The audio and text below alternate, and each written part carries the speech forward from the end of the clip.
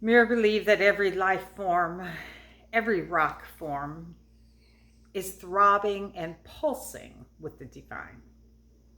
Even the stars are being pulsed forward by the heartbeat of God. That's beautiful imagery. The stars being pulsed forward by the heartbeat of God. Moore didn't believe these things because of Christian teachings. He believed them because it was his perceived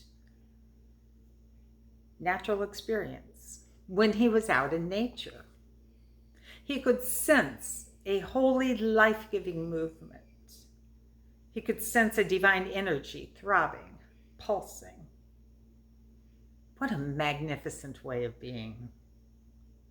John Moore was born in 1838 in Dunbar, Scotland. At the age of 11, he moved with his family to Wisconsin. So at an early age, he found himself straddling two different ways of living. His grandparents were Celts, and his father was a Christian.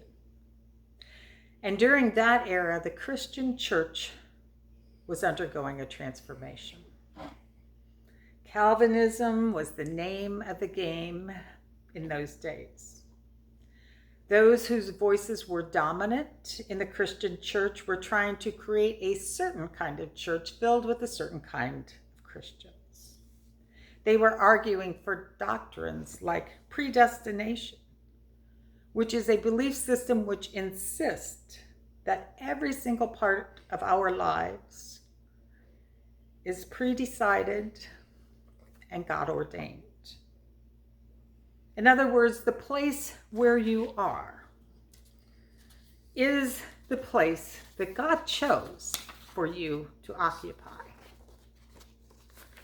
Predestination works really well for some people, but it doesn't work so well for everyone. In addition, Calvinists, like so many other Christian brands, were deeply embedded in the theology of original sin. John Moore's father was among them. In his book, Sacred Earth, Sacred Soul, J. Philip Newell writes that Moore's father fully embraced Calvinistic teachings which led him to describe humans as poor wretches, worms of dust, conceived in sin. And he was furious because his son would not buy in.